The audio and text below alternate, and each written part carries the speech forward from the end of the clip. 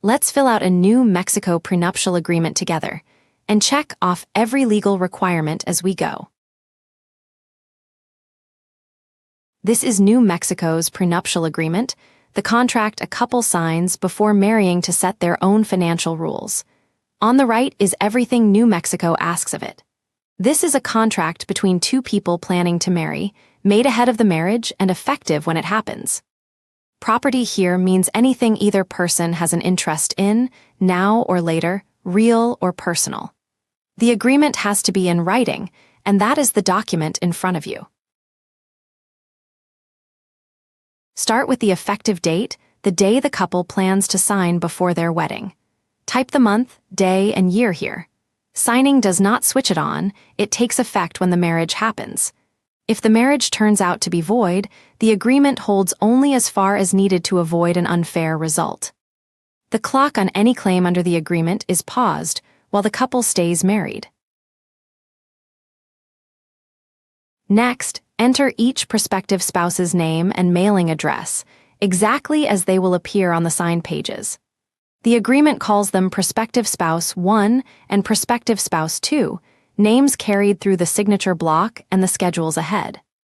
Neither person owes the other any payment or promise for this to hold. The marriage itself is the exchange. Each person has to sign it of their own free will. An agreement someone did not sign voluntarily does not hold against them.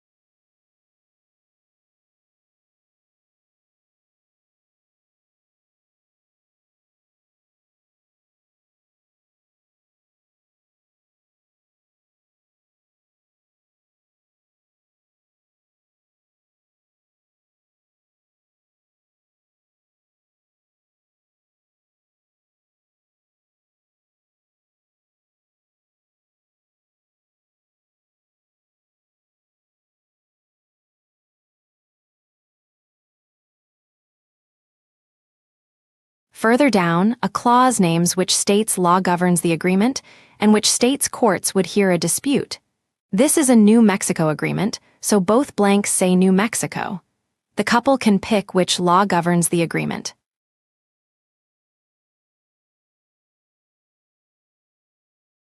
The attached schedule lists each person's finances. Spouse 1's copy shows a bank account, a car, and some jewelry as examples. It can set each person's rights in any property, no matter when they got it. It can cover the right to buy, sell, use, and manage property. It can set how property is divided on separation, divorce, or death. State law sets how each person discloses what they own and owe, and what happens to the agreement if they do not. That disclosure can be waived only if the person does it voluntarily and expressly, in writing. Spouse 2's copy follows the identical layout, with a different sample balance, vehicle, and valuable item.